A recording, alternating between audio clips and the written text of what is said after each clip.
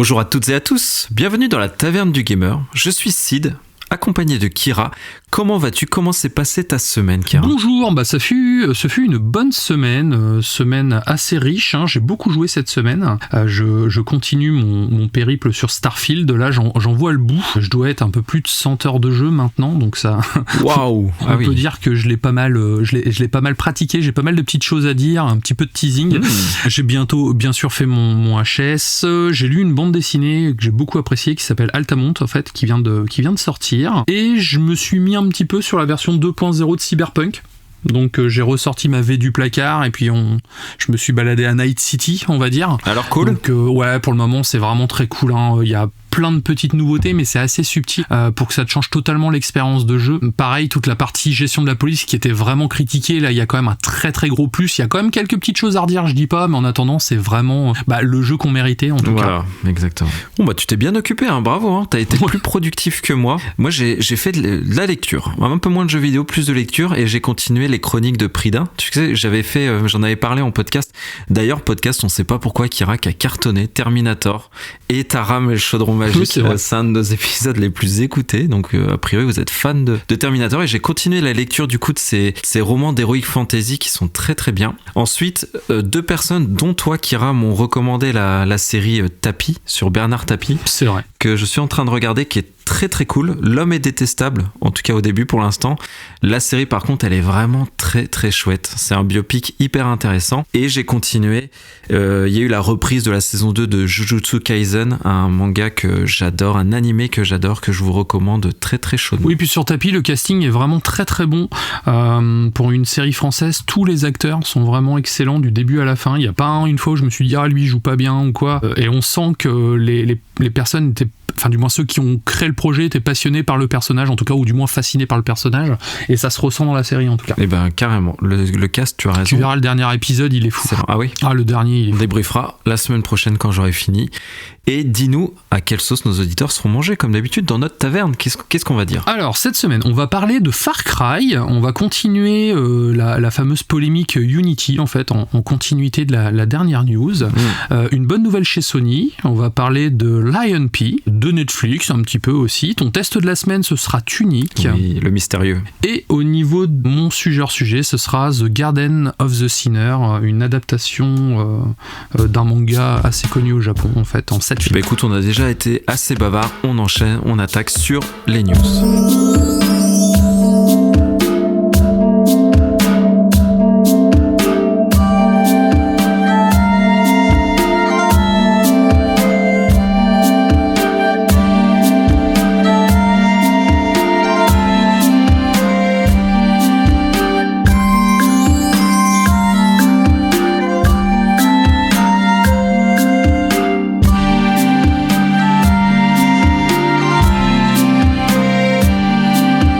C'est grâce au site Insider Gaming que nous apprenons que Far Cry 7 serait prévu pour l'automne 2025. Donc on parle pas d'Avatar, hein, bien sûr, celui qui est censé se passer sur Pandora, on parle de Far Cry. Le jeu serait développé par Ubisoft Montréal avec leur nouveau moteur Snowdrop, en fait. Moteur qui a l'air, ma foi, très saillant, qui tourne bien tourner.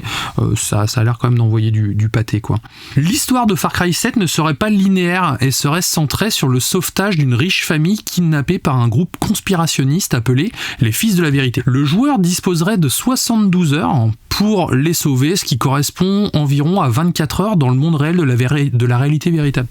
Ce qui me rappelle un peu la saga Dead Rising où on avait on avait une jauge sur 72 heures, on devait faire des missions, et si on n'atteignait pas les missions, l'histoire était finie, mais on pouvait continuer à jouer sur ces 72 heures. Donc j'espère en tout cas avoir quelque chose comme ça. Le temps serait cependant interrompu dans les refuges, en fait. Le fait que l'histoire serait non linéaire signifierait qu'il soit possible de sauver les membres de la famille dans l'ordre souhaité, que certains pourraient donc mourir, ce qui aurait une incidence sur le déroulé du scénario. Le jeu introduirait également des mécaniques d'interrogatoire, mais les ennemis pourraient mentir, rester mutiques ou même se suicider. Alors après, quid du light RPG? En tout cas, ce que j'ai lu là, moi, me fait beaucoup envie, car déjà, ça serait différent des autres Far Cry. J'ai vraiment l'impression de partir sur quelque chose de très nouveau. Et c'est vrai que Far Cry, c'est une licence que j'ai beaucoup appréciée à une époque, moins dernièrement malheureusement. Moi, mon Far Cry préféré reste le 2 et j'aime beaucoup le 4 et le 5. Mais c'est vrai que là, du coup, c'est quand même assez intéressant. Donc pareil, quid du méchant. Généralement, chaque Far Cry, il y a une icône, un méchant, une némésis très charismatique. Marqué. Voilà, ouais. Donc voir qui on va avoir, mais en tout cas, voilà, je suis impatient. Écoute, c'est vrai que sur le papier, ça donne envie. Donc bon, pas de chance par contre pour les développeurs. Je crois qu'il y a eu encore pas mal de leaks ou de choses comme ça. Donc ça, c'est toujours un petit peu embêtant dans le milieu. Donc on va voir les communications officielles. Pour le moteur, tu parlais de Snowdrop, c'est vrai qu'il est costaud ce moteur, et c'est d'ailleurs le moteur qui avait été utilisé maintenant un peu dans tous les jeux Ubisoft, notamment Mario et les lapins crétins. C'est un moteur qui est vraiment très très solide. Ce sera le moteur aussi de Star Wars.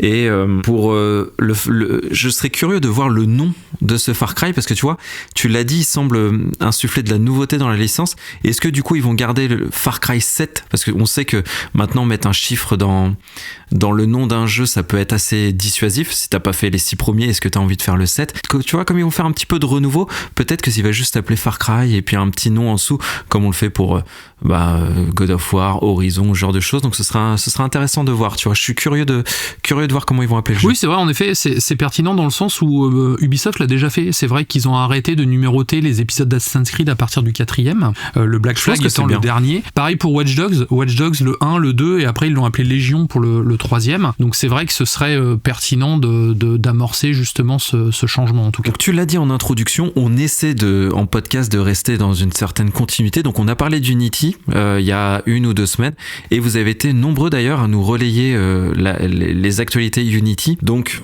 je le rappelle très brièvement, mais plutôt je vous renvoie à notre dernier podcast. Unity, c'est un moteur de jeu ultra répandu, surtout dans la scène indé. Ils ont fait quelque chose d'ultra sale, on l'a dit, ils ont changé leur politique tarifaire. Méga sale même. Récemment, ils ont annoncé évidemment un rétropédalage. Le bad buzz était, je pense, beaucoup trop mauvais, Kira, on l'avait dit, même en termes de relations de confiance, etc. La grande idée de cette facturation, c'était de faire payer rétroactivement toutes les installations. À chaque installation, il y avait une commission à payer à Unity. Donc cette taxe va rester. Cependant, ce sera que sur les futurs jeux. Donc déjà, on abandonne cette idée de rétroactivité. Aussi, les utilisateurs de la formule personnelle, les particuliers ou vraiment les toutes petites entreprises verront le plafond pour avoir cette taxe à $1 million de chiffre d'affaires sur 12 mois. Et pas sur de la rétroactivité, encore une fois, mais sur 12 mois. Donc pour atteindre les $1 million, tu vois, ça laisse quand même une bouffée d'air un peu plus important. Oui, je suis d'accord, c'est vrai que c'est important, mais après, est-ce que le mal est pas déjà fait, tu vois? C'est ce qui m'inquiète aussi, parce que s'ils ont envisager déjà de le faire une fois, qui dit qu'ils vont pas l'envisager dans 2 ans, 3 ans, 5 ans en fait. Complètement. Moi je pense comme toi que le mal est fait, et ils ont essayé de faire pas mal de petites choses encore une fois, et pareil, tu vois, autre exemple pour calmer un peu la tempête, c'est que les développeurs auront le choix entre cette nouvelle taxe ou un pourcentage des ventes, un pourcentage du chiffre d'affaires à leur donner. Ce seront aussi les développeurs qui vont déclarer eux-mêmes le nombre d'installations et le nombre de revenus. Donc ça, je pense que c'est parce que PlayStation et Xbox ne devaient pas être en phase de toute façon de faire les collecteurs d'impôts comme j'avais dit. Et petit cadeau aussi qu'ils leur font, entre guillemets, c'est que la version personnelle d'Unity, donc c'est le niveau vraiment gratuit, va rester gratuite si les développeurs gagnent $200 000. Avant c'était 100 000, là ils ont rehaussé à 200 000, donnant la possibilité aussi à ces développeurs de plus être obligés de mettre Made with Unity. Tu vois, au début du lancement du jeu, ils sont plus obligés de l'afficher pour cette version personnelle. Donc ils essaient vraiment de se racheter, tu vois. Tu m'étonnes là, c'est ils essaient de se racheter une bonne conscience, mais une image. Mais moi je pense comme toi, le mal est fait. Donc Mark Writton avait dit, un des dirigeants, nous aurions dû en discuter davantage avec vous. Donc ça me fait trop rire, tu vois, quand je dis ça.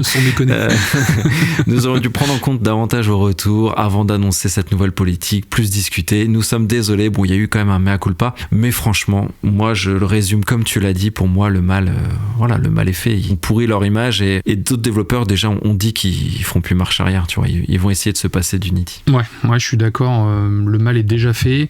Encore une fois, c'est un contrat de confiance que tu signes avec justement un partenaire comme ça. Et là, où est la confiance en fait? quand du jour au lendemain, tu leur dis ce que vous avez fait avant, vous allez devoir payer maintenant, non, en fait, c'était pas prévu à l'époque et ça peut mettre vraiment des petits studios dans la merde, en fait. Non, mais Kira, même dans le community, il disait, on s'est pas rendu compte de l'impact que ça pouvait avoir sur le business plan des développeurs. Non, mais j'ai jamais vu un truc. Leur PDG s'est rendu compte, il a revendu ses actions juste avant. Non, mais franchement, c'était évident. Après, ils essaient, tu vois, ils vont plafonner aussi cette taxe, les frais, ils vont les plafonner à 2,5% des revenus. Donc voilà, ils essaient encore une fois d'arrondir les angles, justement pour éviter de casser les partenariats avec les Xbox Game Pass ou les PS Plus.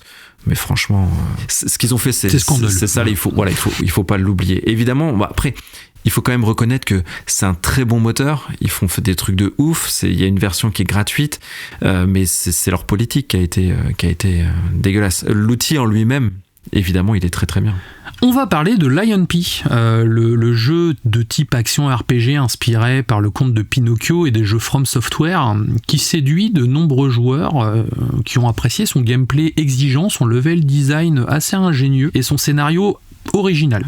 C'est vrai que cette ambiance sombre et le fait que le conte de Pinocchio soit revisité avec une touche de dark fantasy en fait ne laisse pas les gens indifférents. Certains évoquent même une très belle alternative aux Souls. C'est vrai que c'est un jeu que j'avais envie d'essayer, que j'ai pas eu le temps, j'ai dû faire des choix et malheureusement celui-ci est passé à la trappe. Petit à petit, je regrette un peu car j'ai vraiment envie de m'y mettre quand je vois les retours assez, on va dire assez même très très positifs. N'empêche que, déjà je voulais en parler, c'est pour ça que j'en parle, et le jeu reçoit sa première grosse mise à jour. Sur cette première mise à jour, ce qu'on apprend, c'est que certains boss ont vu leur point de vie réduit, qui vise à rendre le jeu un peu plus facile et équilibré. En effet, de nombreuses critiques avaient souligné une gestion de la difficulté assez inconstante, voire frustrante par moments, mais pas frustrante dans le bon sens. C'était vraiment de l'injustice, quoi. Des changements liés au drop de certaines récompenses, au système de réinitialisation des personnages, ainsi que certaines armes sont également corrigées via des modifications de stats, tout simplement. Il y a aussi l'équilibrage des monstres du terrain qui a été changé, les points de vie de certains monstres, donc il n'y a pas que les boss, il y a aussi les mobs qui ont été adoucis, on va dire. Augmentation des chances de briser les positions et surtout augmentation de chances d'esquive. Okay. La durée de la fenêtre d'esquive en fait a été agrandie et ils ont modifié également l'équilibrage des boss. Là, ce que je vois en tout cas, c'est que les devs ont vraiment pris en compte le retour des joueurs suite à la sortie de la démo déjà à l'époque qu'on avait testé tous les deux, mais surtout suite à la sortie du jeu. À côté de ça, du coup, ça confirme encore ce qu'on disait la dernière fois, qu'à notre époque, un jeu Day One continue d'évoluer au gré des mises à jour et que ta galette, c'est plus le même jeu en fait. Et là, plus j'avance, plus je me dis que ça plante un clou de plus dans le cercueil du physique. On a eu la discussion cette semaine, je voulais précommander un jeu, je sais plus de quel jeu on parlait, et je te disais, tu vois, ça quand même, c'est là que tu te poses la question même du support physique, on y est tous les deux très attachés, mais en fait le jeu qu'on a sur notre CD, sur notre Blu-ray, au bout déjà de 2 semaines, tu vois, c'est plus le même. Donc l'expérience est changée. Là tu parles d'équilibrage, et dans les Souls, enfin dans les Souls-like, l'équilibrage, la balance entre frustration et difficulté, c'est la clé en fait. C'est la clé de tout le game design, de tout le gameplay. Donc c'est potentiellement quelque chose qu'ils ont affiné, qui est crucial, tu vois, qui est indispensable presque. Et sauf que si tu fais pas évidemment ta mise à jour, si t'as pas la connexion internet, bref, je suis d'accord. En gros, ton jeu n'est plus le même, il est affiné, etc. Donc c'est bien en tout cas qu'ils assurent une continuité, qu'ils tiennent compte des retours. Tout ce que tu as dit, c'est très très bien, ça va dans le bon sens. Moi, c'est vrai que c'est un jeu qui sur la démo qui m'a pas du tout convaincu, mais je pense que toi, il peut davantage te plaire pour toute l'ambiance Pinocchio que tu adores. Je pense vraiment que c'est un style, une ambiance qui va te séduire. Moi, j'ai été assez imperméable et j'ai pas été très convaincu par le jeu, mais toi, je pense que oui, ça peut vraiment beaucoup te plaire. Après, le truc aussi, c'est que le jeu, quand on joue à un Souls, en fait, la narration est minimaliste, voire quasi absente, en fait. Ça va être de la narration par l'objet, par certains lieux, justement. Le décor. On est archéologue de notre propre histoire et on va découvrir ce qui se passe et ça sera à nous de faire les ponts directement. Là, ils ont tenté de faire un Souls-like, en fait, mais avec une narration plus travaillée derrière, ce qui en fait quelque chose d'original. C'est vrai que tous les copycats, comme on va les appeler, des Souls, généralement, ils reprennent la formule brute en passant à côté de ce qui fait la saveur du Souls, c'est-à-dire, comme tu le disais tout de suite, l'équilibrage, en fait. Là, s'ils arrivent à prendre compte de cette fameuse notion d'équilibrage tout en rajoutant leur petite pierre à l'édifice, je pense que oui, ça peut être une belle alternative, en tout cas. Écoute, peut-être que Kira, un jour, tu nous le testeras dans la taverne du gamer. Ça sera un test rétro. Je te jure. Enchaînons sur une potentielle bonne nouvelle ou pas. On sait jamais, on sait ce qu'on quitte, on sait pas ce qu'on retrouve. Mais en tout cas, coup de tonnerre dans la PlayStation sphère, ou plutôt globalement dans le monde du jeu vidéo quand même, parce que Jim Ryan étant ce qu'il est, ça reste quand même un ponte du jeu vidéo. Donc il a démissionné de PlayStation, avec pour effet dès octobre, même si sa démission finale sera actée, je crois, en mars. Oui, à la fin mais de dès octobre, dès octobre, il quitte ses fonctions. Donc moi, personnellement, j'étais quand même moyennement surpris. Donc on a vu partout des incroyables alertes, coups de tonnerre, etc. Mais bon, moi, j'ai été assez peu surpris. Avec des vignettes YouTube de personnes choquées, tu sais, en mode « Ah, mon Dieu !» Voilà, bon, on va pas faire la caricature du truc, mais on s'est compris. Moi, je pense plutôt qu'au contraire, pour nos deux CEO, Phil Spencer et Jim Ryan, l'Activision Blizzard, le rachat, va signer le baroud d'honneur des deux. Donc je pense que Phil Spencer, ce pas cette année, ce sera l'année prochaine où Sarah Band va prendre très certainement la relève côté Xbox. Mais en tout cas, revenons rapidement sur qui était Jim Ryan, parce qu'on le connaît depuis peu médiatiquement, mais ça fait plus de 30 ans de carrière chez PlayStation, où il a été embauché avant même la sortie de la PlayStation 1, donc peu de gens le savent. Son rôle a été vraiment sur le continent européen, parce qu'il habite à Londres, ça a été vraiment que la console s'implante.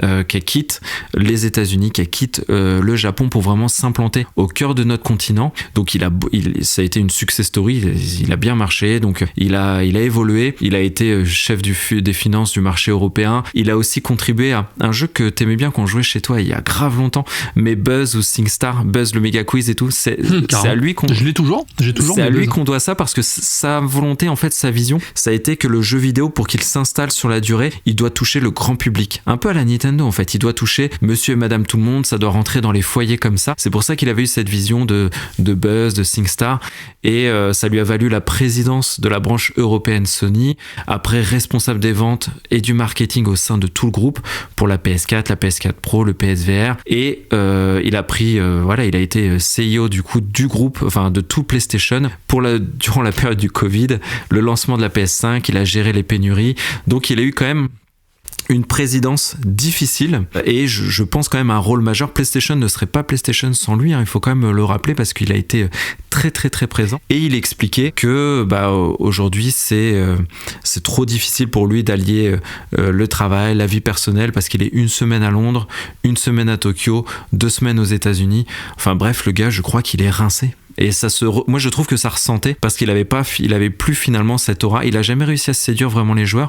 C'est un très bon businessman, un très bon chef d'entreprise et très certainement un bon manager, mais il a jamais conquis le cœur des joueurs.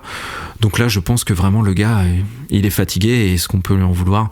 Donc voilà, place au renouveau. Pour l'instant pas trop, parce que c'est Hiroki Totoki qui prend la relève, qui est un grand ponte aussi de Sony, mais qui va s'inscrire plutôt dans la continuité, et on verra qui in fine va le remplacer. Alors pour moi c'est une bonne nouvelle qui s'en aille. C'est vrai qu'il a contribué à ce qu'est PlayStation en Europe, du moins l'aura de PlayStation en Europe. Après il a aussi contribué à pas mal de choses sur pas mal de joueurs, dont moi en fait. C'est que à un moment il m'a fait détester la PlayStation. J'ai une PS5 à la maison, mais je me suis retrouvé à un moment où en fait je pouvais plus voir l'entreprise, les exclusivités Sony en peinture, tout simplement par ses coups de com'. Disons qu'en gros, quand on a commencé à ouvrir la taverne et qu'on a suivi derrière ce qui se passait dans les coulisses, c'était quand même le festival de la puterie et de la tu vois ce que je veux dire, du coup de bâton dans les roues, quoi. À côté de ça, il y a aussi tout le principe jeu à service, augmentation des jeux, augmentation du prix des consoles. Enfin là c'est quand même Sony qui a mis le là sur ces choses-là, c'est-à-dire c'est eux qui ont augmenté les prix en premier, les autres ont suivi derrière, et je trouve qu'ils ont quand même tiré le marché vers le bas. Donc pour moi c'est une bonne nouvelle, à voir qui va le remplacer au final. Est-ce qu'on sera dans la même continuité ou pas? Je pense que c'était nécessaire, même s'il a fait des bonnes choses au début. Je pense qu'il a quand même changé de cap assez rapidement, ce qui n'a pas fait évoluer le jeu vidéo dans le bon sens. C'est une bonne nouvelle aussi, surtout à partir du moment où c'est sa décision, elle est personnelle, et il a besoin de retrouver, de ce qu'il dit, un cadre familial, et ça on peut que lui reconnaître ça. 30 ans dans une même boîte, et je pense et puis pénurie, la retraite c'est bien aussi. C'est très bien, pénurie, Covid, enfin tu vois, je pense que ça a été très éprouvant, Activision Blizzard King. Après, les décisions en effet elles ont été délicates, ça a été des décisions souvent économiques, de business, et ça je pense malheureusement qu'on aurait eu une autre personne. Moi j'ai préféré cette politique difficile à tenir, mais qui n'a pas été dans le mensonge, où on prend par exemple Phil Spencer qui nous a dit non, tout se passera bien, il n'y aura jamais d'augmentation, les prix regardez chez nous, ils sont comme ça. Au final, tu vois, se contredire 2 mois après, augmenter le Game Pass, augmenter les consoles, augmenter les jeux. Parce que finalement, ce qu'il faut se dire, c'est que c'est pas ces personnes seules qui décident. C'est pas Jim Ryan qui a appuyé sur un bouton, c'est pas le Phil Spencer non plus. Ils sont peut-être même allés contre leur propre volonté. C'est que c'est le marché qui dicte les choses. C'est que c'est des, tu vois, c'est des reporting, c'est des analyses de données. C'est pas une seule personne qui appuie sur un bouton. Donc, je pense que même Phil Spencer aussi commence à être rincé et il faut du renouveau. Par contre, à voir, je pense encore une fois que le tout, que ce soit côté Xbox ou PlayStation, ça va s'inscrire dans une continuité. En fait, il y aura pas de bouleversement. Peut-être une meilleure com, et ça, c'est à l'expérer, tu as raison. Est-ce que tu as une idée d'ailleurs de qui pourrait remplacer Jim Ryan? Bah du coup non, tu vois, pas du tout en fait. Moi je me demande si c'est pas on va dire un pont de japonais en fait, pour justement on sait qu'à une époque il y avait une petite guerre entre Sony Japan et Sony Europe, et ça permettrait à l'entreprise de pouvoir on va dire gérer plus facilement les satellites qui gravitent autour du Japon en fait. Donc moi je vois bien un grand pont de japonais, ce qui serait pas déconnant dans le sens où quand on voit le remplaçant par intérim, c'est typiquement ça quoi. En fait c'est pas bête du tout, mais je pense que ce sera, enfin moi je vois en fait c'est pas un japonais, c'est Herman Hulst, tu sais, celui qui est directeur des PS Studios aussi. Oui. C'est un peu, il communique beaucoup, c'est un gars qui est apprécié, qui est très talentueux, et c'est un peu la promotion naturelle, tu vois, de passer de président ou directeur des PS Studios à cette présidence là. Moi je verrais ça comme ça, et c'est une personnalité américaine, parce qu'il faut quand même continuer à séduire le marché américain qui est le plus gros marché pour PlayStation. Mais par contre cette personne là à la tête des PS Studios, là ce serait peut-être le moment de mettre une ponte, tu vois, une pointure du jeu vidéo japonais, une icône, Hideki Kamiya qui a quitté Platinum Games, je ne sais pas, tu vois, mais en tout cas quelqu'un qui soit, par exemple, bah ouais, non mais plutôt, tu vois, un vrai créatif qui a une grosse vision et très très implanté au Japon à la tête des PS Studios, et un boss américain pour la branche, tu vois, à voir, mais ce sera intéressant à suivre. Après ce qu'il faudrait surtout, c'est quelqu'un qui sait communiquer, oui, en fait, et ça c'était pas le point fort de Jim Ryan en tout cas. C'est aussi pour ça que beaucoup de joueurs ne l'aiment pas, c'est qu'il avait une façon de communiquer qui était très condescendante, je trouve. Il n'y a pas ce côté bon enfant du jeu vidéo, tu vois, on est tous des gamers, bah là non en fait, tu vois. Donc oui, il faudrait quelqu'un qui sait communiquer, et quelqu'un qui est on va dire légitime dans le cœur des joueurs. 3 nouvelles séries Netflix tirées deux célèbres licences de jeux vidéo se montrent. Alors Netflix continue de miser sur des adaptations de jeux vidéo. La première étant Tomb Raider, la légende de Lara Croft, une série originale qui raconte les débuts de l'aventurière la plus célèbre du monde. Dans cette série, on va suivre Lara Croft dans ses premières expéditions à travers le globe à la recherche de trésors et de secrets, comme le jeu vidéo sait si bien nous le montrer. Une série qui se revendique pleine d'action, de mystère et de danger, et qui sera disponible prochainement sur Netflix. J'ai trouvé moi le design assez sympa. Je m'attendais à une série live, tu vois. Ouais, j'aurais même kiffé une série live. Du coup, un peu déçu que ce soit une série animée. En revanche, je m'attendais, du coup, quand j'ai appris que c'était une série animée, je m'attendais plus à une série en cel shading, et c'est pas le cas, au moins pas totalement.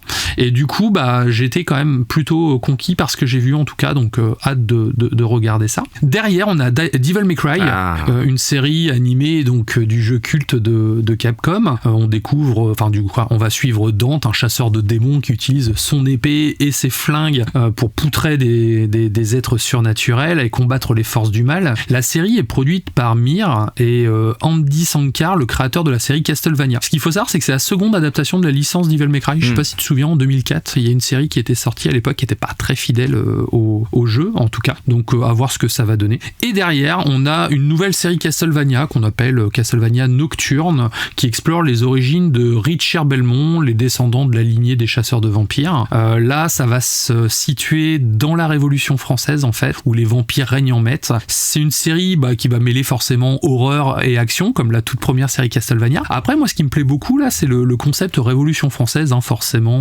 notre beau pays, ça, en tout cas, et surtout une période très importante de notre histoire. Donc, à voir comment ça va être traité. C'est produit par le studio Project 51 Productions et Powerhouse Animation. Donc pareil, ça a l'air extrêmement joli. Moi j'avais bien aimé la première adaptation de Castlevania, donc hâte de voir ça. Franchement on est gâtés, donc faut qu'on fasse un deal en direct devant nos auditeurs. Kira, est-ce que tu peux me laisser la série Devil May Cry en sujet hors sujet? Bien sûr, ce que je t'avoue, c'est celle que j'attends le moins, tu vois. Donc, très bien. Et moi je te laisse Tomb Raider, c'est très bien, tu vois, Tomb Raider t'es fan, je te la laisse. Ouais, Tomb Raider, ça me va. Et justement, pourquoi pas faire un test de Shadow of Tomb Raider que tu n'as pas fait, que tu pourrais faire pendant que je teste en hors-série la série Tomb Raider, comme ça on pourrait faire une émission à thème, ça serait sympa. Allez, deal. Qu'est-ce que vous en pensez les auditeurs? Est-ce que ça vous plaît? Deal, on fait ça. Enfin, vous nous dites si ça vous va. Et Castlevania, la série, je vais t'étonner, j'ai pas aimé la série sur Netflix. Donc, t'as pas aimé toi? Bah non, mais après, il faut peut-être que je relaisse sa chance parce que je sais qu'elle a une grosse cote de popularité. Donc, faudrait que je m'y redonne. Mais en tout cas, c'est vrai que côté Révolution française, c'est séduisant, t'as raison, ça donne envie. Après, c'est vrai que la série Castlevania sur Netflix était un peu longue à se lancer. Les 3-4 premiers épisodes sur la première saison, c'était un peu pompeux. Par contre, le côté, tu vois, un peu Transylvanie et tout, vampire, moi je sais que c'est totalement mon délire. Mais là, oui, comme tu dis, la Révolution française, le mix des deux, ça va être trop cool, quoi. Bon, on finit notre session news sur quelque chose de très enthousiaste. On aime bien les adaptations de jeux vidéo quand même, hein. C'est vrai, Kira sur, pas forcément Netflix, Cyberpunk, mais en tout cas, ouais, voilà, en série, en animé, ça fait toujours plaisir en film. Et on enchaîne sur le jeu Tunic.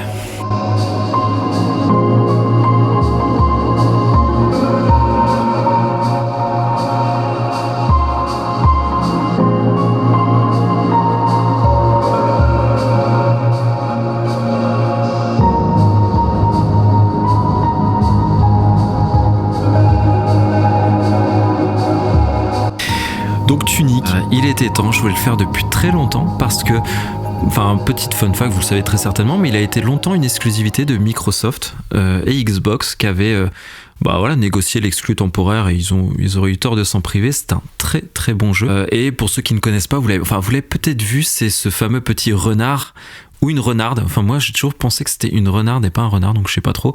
Mais en tout cas, ce renard avec une épée et une bouclier et qui fait penser forcément à Zelda, hein. Beaucoup de gens ont fait l'amalgame à tort malheureusement, parce qu'il y a des gens qui ont testé Tunic, ils se sont arrêtés au bout de 10 minutes en mode bah non, je crois que ça ressemble à Zelda, mais en fait pas du tout. Et c'est dommage en fait, parce qu'ils sont passés du coup à côté de ce que tu vas leur raconter dans 2 minutes. Mais rappelez-vous bien de ce que je vais vous dire quand même une fois que j'aurai fini la chronique, parce que ce jeu Kira a été développé par une seule personne. Déjà, tu te dis, le gars, quand même, il y a des gens, ils sont vraiment... Il est chaud. Ultra talentueux. Il y en a qui ont du talent. Ah ouais, non mais... Il s'appelle Andrew Schulnice, qui a développé ce jeu durant 7 ans. Il y a quelques créatifs qui sont venus l'aider un petit peu sur certains points précis où je pense qu'il manquait quand même d'expertise, peut-être, parce qu'on peut pas être aussi fort quand même tout le temps. Et il y a l'éditeur Finji, donc c'est édité chez Finji, qui l'ont beaucoup aidé en termes de support, en support et soutien. Pourquoi je parle de Tunic, c'est que cette année, la fin de l'exclusivité, donc il est sorti en physique cette année, moi je l'ai acheté sur Switch, et je l'ai testé exclusivement sur portable. Vous savez, pour moi, la Switch, c'est qu'une console portable. Et Kira, ce jeu, ça va être un voyage à travers le temps, entre nostalgie et modernité. Tu sais, un peu comme les grands chefs cuistots qui te reprennent un plat classique et qui te le revisitent. Et Tunic, c'est un petit peu ça. C'est le bœuf bourguignon qu'on connaît, mais on te sert le truc, tu vois même plus la viande tellement que ça a été revisité. Que ça a été modifié. Tunic, c'est un peu ça. Donc, on va prendre notre boussole et on va partir à l'aventure de ce jeu. Déjà, l'inconnu. Le mystère, c'est... comme boussole, c'est vraiment la boussole du jeu, c'est l'inconnu. Et on va parler un petit peu de l'histoire, et je vais citer notre fameux Andrew qui dit: on est dans un monde inconnu, on apprend vaguement où on est supposé aller et ce qu'on est supposé y faire. Et ça, j'adore, parce que c'est déjà c'est l'artiste qui le dit, tu vois, c'est le développeur, et ça résume bien les choses. On commence l'intrigue du jeu. On a notre petit renard du coup qui se réveille. Je pense pas qu'il ait échoué, on aurait dit plutôt qu'il était endormi, en tout cas sur cette plage, et il se réveille comme ça. Pas de cinématique, pas de boîte de dialogue, pas de phrase. On est parti, quoi. Voilà, on est parti, on y va. On prend le contrôle de ce petit renard et on se lance. Et ça, c'est toute l'idée en fait du scénario. C'est basé là-dessus. C'est forcer le joueur à se questionner. Il porte vraiment l'idée de comprendre. Il faut comprendre ce qui nous arrive, comprendre qu'est-ce qu'on fait là et traverser ce monde. Donc comme tu l'as dit, il y a juste nous, le petit renard et le jeu. Donc monde qu'on découvre, tu as fait le jeu donc tu dois t'en souvenir, Kira, un monde qui semblait usé par le temps, c'est des ruines, la nature reprend ses droits, la faune est un peu hostile, donc ce monde, le monde dans lequel on vit, on parcourt le jeu, et ça a l'air d'être un vestige du temps passé. Et c'est ça que j'ai aimé avec ce jeu, parce que ça semble être une sorte de mise en abîme, comme je le disais un peu au début, où c'est le passé avec avec la modernité, c'est ça un petit peu que le monde m'a retranscrit comme sensation la première fois que je l'ai parcouru. C'est cette sensation qu'on a et qui est très grisante au final. Ouais, c'est grisant parce que ça titille, tu vois, t'as envie de savoir. Et très rapidement, le jeu nous fait comprendre qu'une chose, c'est que dans ce monde, on doit retrouver 2 cloches, comme au sommet des églises, qu'on doit faire sonner. On n'a pas plus d'indications que ça. Et pour nous guider dans ce monde, on récupère des pages d'un manuscrit qui vont constituer petit à petit, en fait, ce qui est le livret du jeu. Donc on y reviendra, évidemment. Mais ce qui est aussi énigmatique, c'est dans ces petites pages que l'on trouve qui vont nous décrire diverses choses. C'est retranscrit dans une langue qu'on ne comprend pas. Donc c'est-à-dire que nous, en tant que joueurs, on commence ce jeu en étant illettrés et analphabètes. On ne sait pas lire, on ne comprend pas leur langage, mais on commence comme ça. Et ça, pareil, tu vois, c'est hyper séduisant comme idée. Un peu comme dans Chant of Scénar, justement, que j'ai testé la semaine dernière. C'est un peu ce genre de concept, en fait, où tu arrives, tu connais rien et c'est à toi d'apprendre. Tu vois, ça fait un bon lien, c'est vrai, entre nos 2 chroniques, parce qu'il y a cette notion de langage que l'on doit s'apprivoiser. Donc notre petit renard ou renarde au choix, je trouve qu'elle personnifie vraiment le joueur à la perfection, qui doit traverser ce monde en ruine. Je l'ai dit, un vestige des temps passés. J'ai l'impression de redécouvrir Link's Awakening, Zelda Link's Awakening, mais avec mon background, je suis plus le même, tu vois. C'est le joueur aussi à évoluer avec le temps, et c'est ce que le jeu va nous proposer. C'est tous vos codes que vous connaissez avec nostalgie, mais vous-même vous avez changé. Le jeu vidéo a changé aujourd'hui, et nous apporter, tu vois, assez de modernité pour se rendre compte que finalement Tunic est unique, tu vois. C'est pas un copycat d'un autre jeu qu'on aurait pu citer comme Zelda. C'est ça. Après, c'est vrai que les gens ont fait l'amalgame parce qu'il a la même tenue que Link, un peu le petit renard, et ils s'imaginaient jouer à ça, mais au final, à part ce skin, on va dire, c'est vrai que c'est pas le même jeu. Ouais, c'est pour prendre clairement, je pense, le genre à contre-pied. Oui, c'est un côté hommage aussi. Ouais, carrément. Donc j'ai parlé, faut que j'en parle tout de suite parce que l'élément est trop central dans le jeu. Avant même de parler du gameplay, je vais parler de cet élément de game design qui est le livret, le manuel de jeu, donc virtuel. Donc après, sympa, dans l'édition collector ils l'ont fait en physique, mais ce serait du spoil de le lire tout de suite. Donc en version virtuelle, donc dans le jeu on va récolter des petites pages de ce manuel de jeu, et Kira, s'il y a bien un vestige du jeu vidéo du temps passé, c'est bien le manuel de jeu, tu vois. C'est ça qu'on a tous perdu, et moi ce que ça m'inspire, il y a tout de suite un relan de nostalgie où moi quand j'étais gamin, j'adorais les livrets de règles ou les livrets de jeux dans les boîtes, parce que j'avais un temps de jeu limité, j'avais le droit à 1 heure ou 2 heures de jeu par semaine, donc quand je pouvais pas jouer avec ma console, je me rabattais sur ce livret. Donc tu vois, c'est tellement empreint de nostalgie que j'ai trouvé que c'était brillant de mettre le livret au cœur du jeu, tu vois. Oui, et puis quand t'avais ton jeu, que tu venais juste de l'acheter, le premier lien que t'avais avec ce jeu, c'était, hormis la boîte, c'était le livret qu'il y avait dans la boîte, t'étais dans la voiture et tu regardais ton livret pour te dire je vais y jouer tout à l'heure, c'est trop bien, quoi. Rien que tu dis ça, tu vois, ça donne le sourire. Bah oui, mais ça donne le sourire, tu vois. Rien que tu dis ça rappelait chez plein de gens. Et en plus, c'est un élément physique, donc ça renvoie aussi à des sensations qui sont différentes, des sensations tactiles qu'on n'a pas forcément dans le jeu vidéo, à part la manette ou la console que l'on tient. Donc ce livret, ce manuel virtuel, il est central dans le jeu parce que c'est notre source d'information en fait, parce que le jeu ne distille aucune information comme je l'ai dit, mais le manuel est là, et le manuel renferme donc les commandes du jeu qui vont s'étayer avec le temps. Donc on va découvrir peut-être en milieu de jeu une nouvelle page qui va nous apprendre une nouvelle commande, donc ça c'est sympa. Ça va aussi nous dire nos quêtes, la map du jeu, des éléments de scénario. Donc vous voyez à quel point c'est un élément qui devient central et qu'on récolte, qui est parséminé comme ça dans le monde, qu'on va récolter petit à petit. Et j'ai trouvé, ce qui était intéressant, Kira, c'est que c'est cet élément de connexion avec le joueur et notre avatar. C'est un outil qu'on nous donne, et c'est finalement le décortiquer, le comprendre, c'est notre contribution en tant que joueur à aider notre héros, notre avatar dans ce jeu. Donc c'est vraiment amusant, c'est stimulant. Il y a même un petit exemple, tu vois, c'est que parfois c'est en double page, donc c'est comme un livre que l'on ouvre, mais parfois on n'aura que la page de gauche, et t'as pas la page de droite, donc ça, tu vois, ça stimule. T'as envie de savoir ce qui se passe sur la page d'à côté, t'as envie de la récupérer, comprendre, parce que t'as que la moitié de l'énigme, et ça, tu vois, c'est très grisant, comme tu disais. Oui, ça renforce le sentiment d'exploration et de découverte, en fait. Ouais, et ça attise la curiosité. Donc grâce à ce livret, on se questionne, on observe, on s'investit, on essaie de déchiffrer. Et tu avais dit, on avait fait le parallèle avec l'archéologie, mais en fait c'est ça, j'avais l'impression que le joueur, nous, en fait, on est le sachant, c'est nous qui avons la connaissance, le savoir. Par contre, il faut la décrypter, il faut la déchiffrer, il faut la comprendre pour mettre ça en pratique dans le jeu et aider notre avatar. Donc tu vois, c'est vraiment une connexion. Le joueur, grâce au livret, est vraiment partie prenante de l'expérience, j'ai trouvé. Et petite anecdote, je jouais à Tunic beaucoup en déplacement. J'étais à l'hôtel, enfin voilà, et je m'étais amusé à faire des propres croquis, dessins à la main sur un petit bloc-notes à côté pour essayer de déchiffrer aussi les énigmes et autres. Oui, pour faire le truc, ouais. Bah ouais, mais tu vois, ça c'est pareil, c'est presque un jeu, tu vois, en 3 dimensions. D'ailleurs, petite note que j'ai laissée dans ma chambre d'hôtel, donc ça se trouve, tu vois, la femme de chambre l'a récupérée, elle joue aussi à Tunic, et Meta, je lui ai laissé elle-même des pistes pour résoudre ces énigmes. Mais plus sérieusement, c'est ultra intelligent. En fait, c'est brillant. J'ai pas d'autre mot que moi, ça m'a scotché, et ça renvoie à de la nostalgie.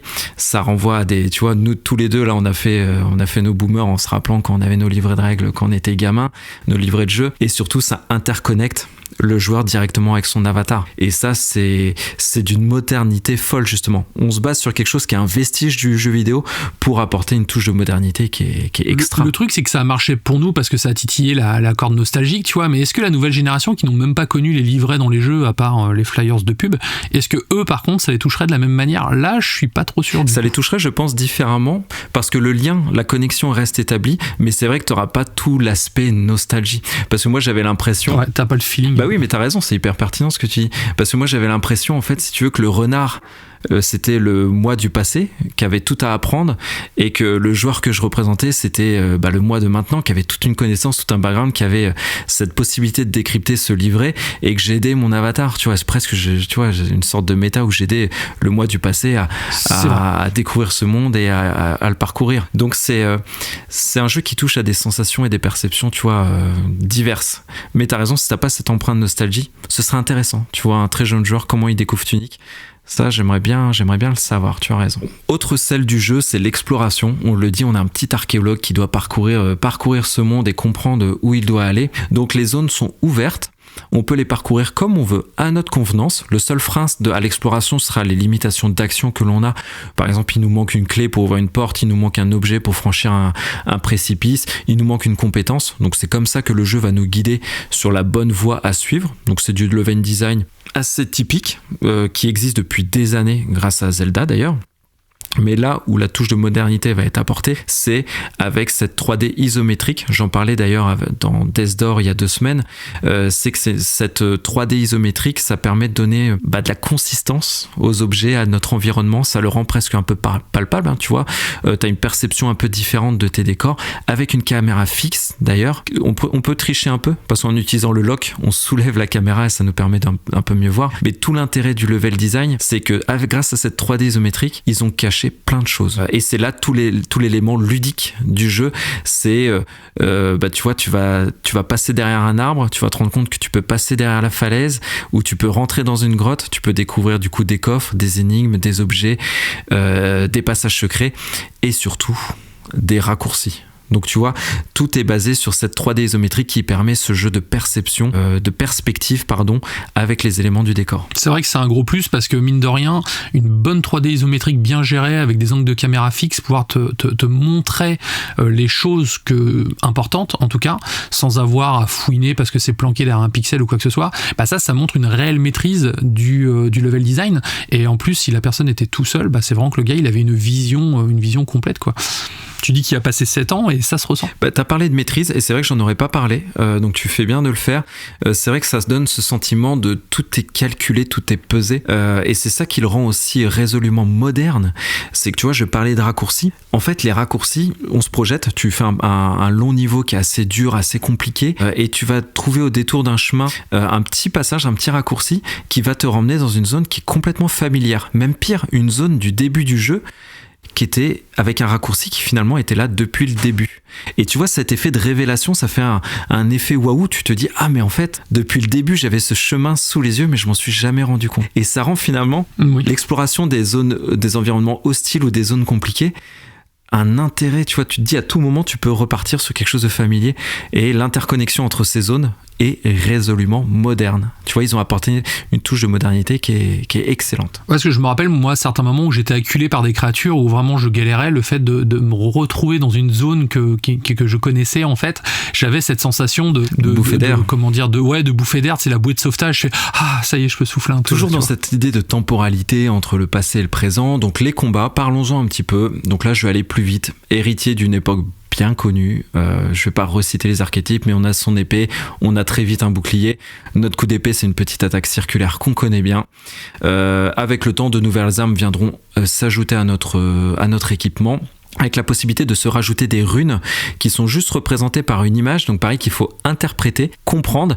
parce qu'il y a des effets bénéfiques et des effets négatifs, donc se rajouter une rune à son personnage qui va lui donner ses bénéfices ou ses aspects négatifs n'est pas anodin. Je savais pas, mais moi j'ai fait tout le jeu avec celle qui nous rend plus faibles en termes de défense mais plus fort en attaque, donc j'avais l'impression quand même de parfois prendre cher, mais c'est parce que j'avais cette rune sans le savoir qui apportait ça, donc ça c'est pas mal. Et la touche de modernité, s'il doit en avoir une, ils ont surfé un petit peu sur le côté exigeant, ils ont rajouté une touche un petit peu plus forte avec des boss assez compliqués parfois, donc qui représentent un peu les temps forts du gameplay, mais la difficulté n'est quand même pas très élevée, pas trop élevée en tout cas. La règle souvent de ces jeux exigeants, c'est un simple mob, un monstre banal du niveau peut vous tuer. Là c'est pas le cas, vraiment, et même avec le temps notre petit tunique devient assez puissant, donc le sel du jeu se réside plutôt dans l'exploration, comme je disais, plutôt que dans les combats et le gameplay, à proprement parler. Et dernier point, avant la conclusion, donc c'est un jeu aussi basé sur l'ambiance, c'est presque l'élément le moins matériel ou le plus difficile à figer dans le temps. Une ambiance c'est propre à un jeu, donc là c'est difficile de parler de modernité ou pas, mais en tout cas c'est Tunic.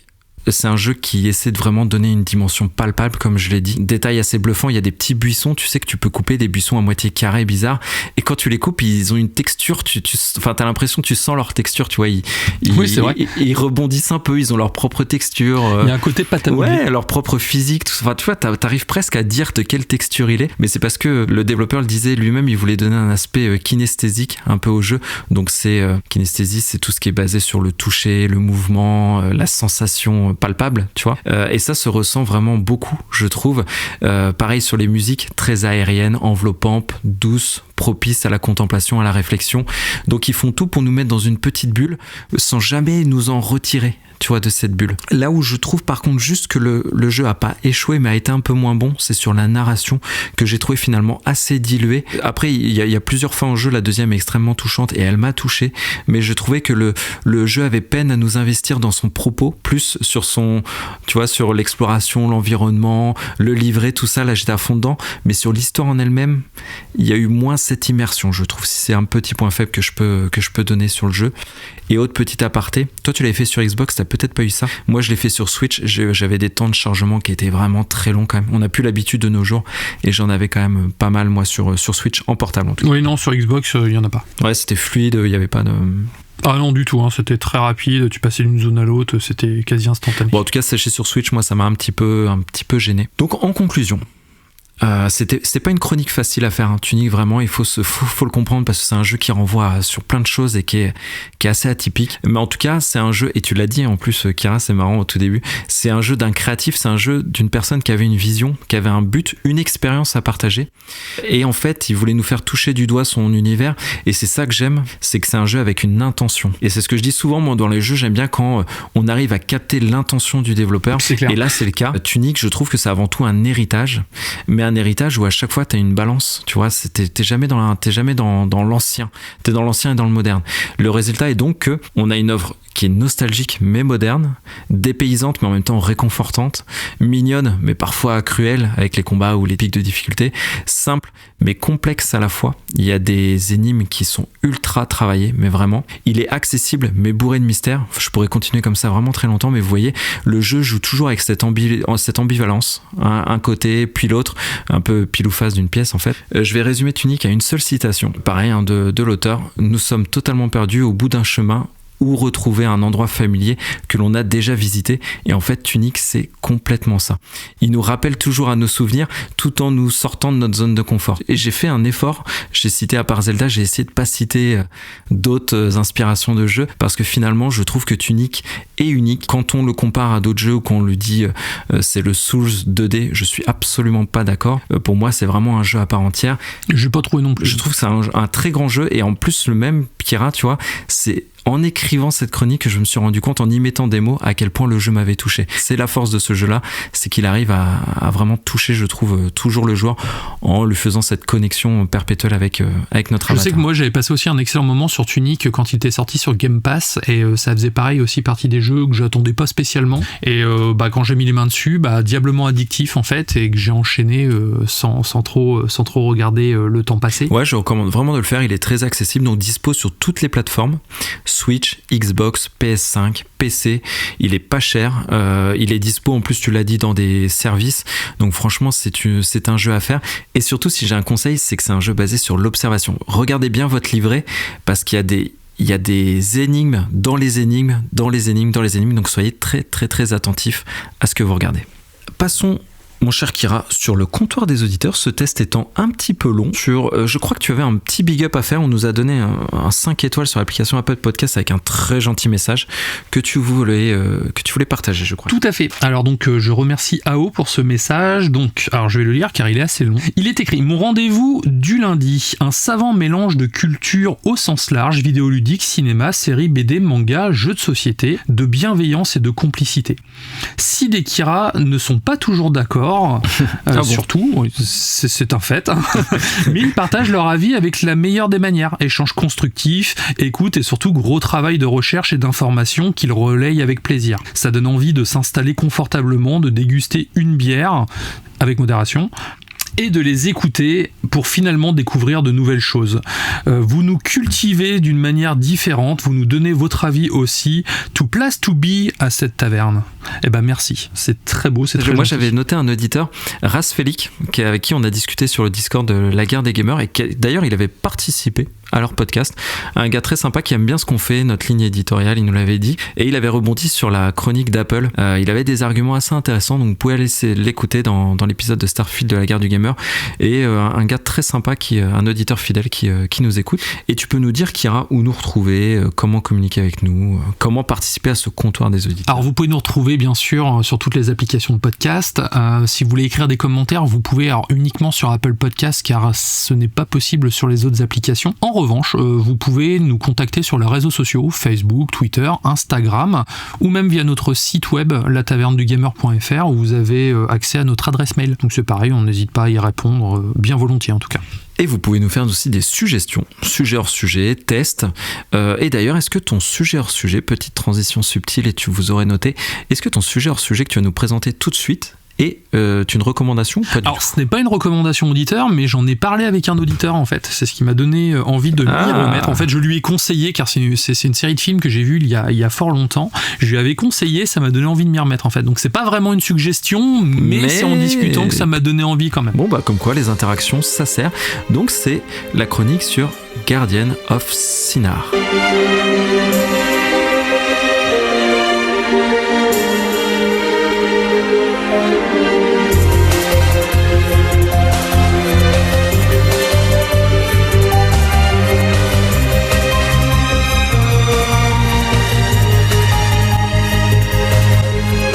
The Garden of Sinner, aussi connu sous le nom de Kara no Kyokai. Je m'améliore en japonais quand même. Franchement, t'es bon. Hein. C'est une série de films d'animation japonais, produit par le studio Ufotable et réalisé par Ei Aoki.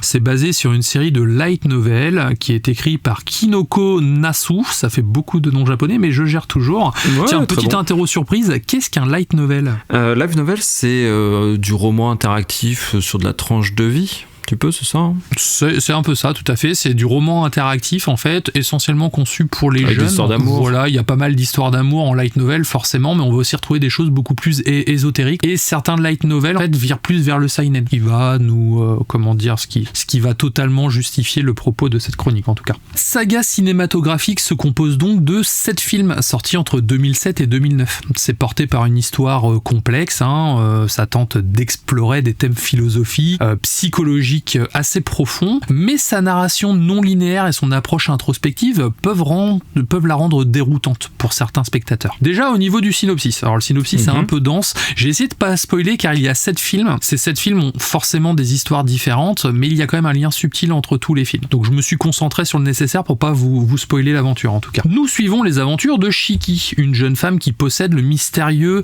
œil mystique de la perception de la mort, qui lui permet de voir les lignes de la mort sur tout ce qui existe. Alors les lignes de la mort, elles sont représentées par un espèce de fil rouge en fait, qui est accroché aux personnes, on va dire à tous les PNJ qu'elle croise, et qui remonte vers le ciel. Et si tu coupes ce fil, tu tues la personne. Donc ça, c'est ce qui est cette fameuse perception de la mort. Shiki est aussi l'héritière du clan Ryugi, une famille qui pratique une forme ancienne et secrète d'arts martiaux.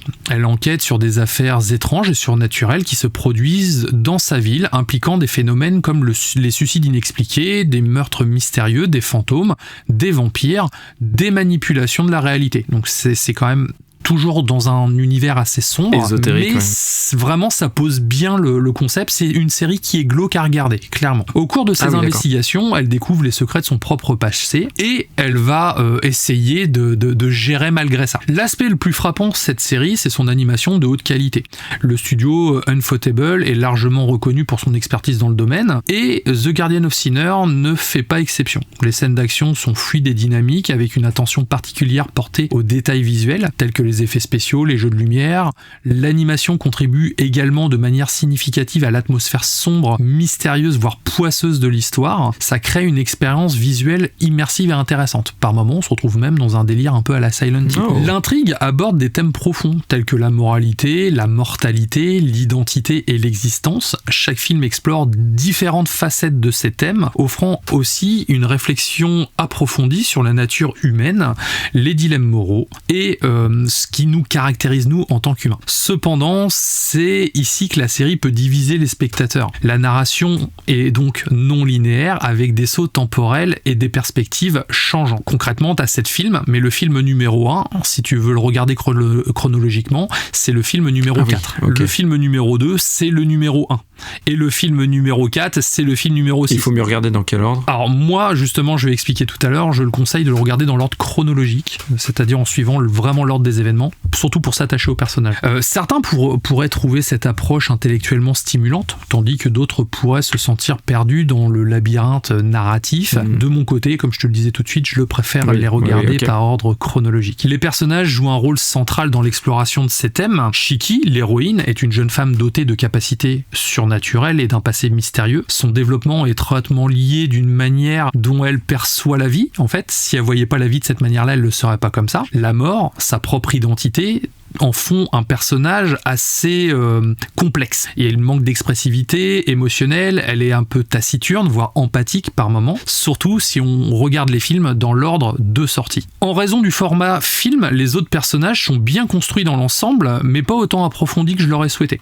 C'est pareil, si tu le regardes dans l'ordre de sortie des films, les persos vont avoir des attitudes changeantes parce que tu ne vas pas forcément comprendre comment ils en sont arrivés là. La bande originale est composée par Yuki Kajiura, qui contribue grandement à l'ambiance des films. Les pièces musicales mélancoliques et envoûtantes renforcent l'atmosphère sombre et mystique de l'histoire. Il crée une symbiose entre le son et l'image qui est plus que palpable. J'ai toujours une certaine j'écoute vraiment de façon très poussée le sound design, on peut appeler ça du sound design, dans une série. Et moi, ce qui me gêne souvent, c'est quand la musique est omniprésente, c'est quelque chose qui me fait sortir du film. En fait. T'aimes pas ça, là, j'aime pas ça de base. Là, on se retrouve un peu avec ce cas-là, c'est-à-dire la musique est là un peu tout le temps en fait, mais bizarrement, elle ne m'a pas gêné. Pourquoi ? Parce que déjà le volume n'est pas non plus super fort en fait, mais elle est toujours en corrélation avec le le sound design. Et ce que je trouve un aspect négatif généralement dans une œuvre, là ce ne fut pas le cas. Intéressant. L'aspect technique est toujours très impressionnant à notre époque.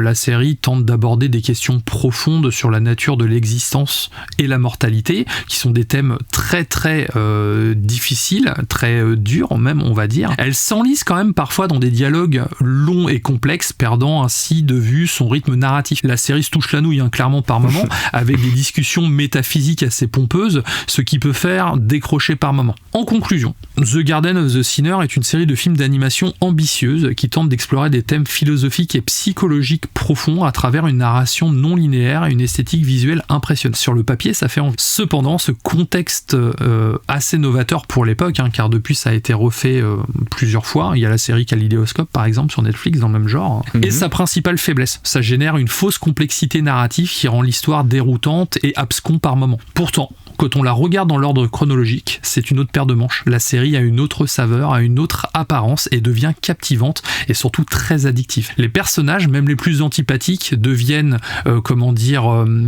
plus profonds.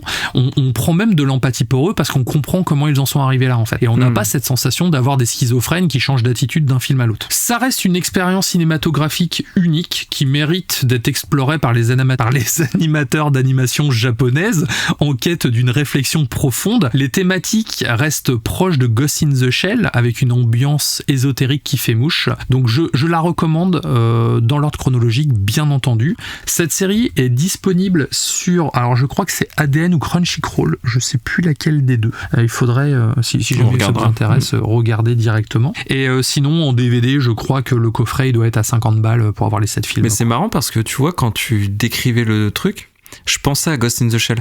Donc, et tu l'as cité en conclusion, c'est rigolo. Ouais. Donc je me dis peut-être que tu vois, ils ont presque.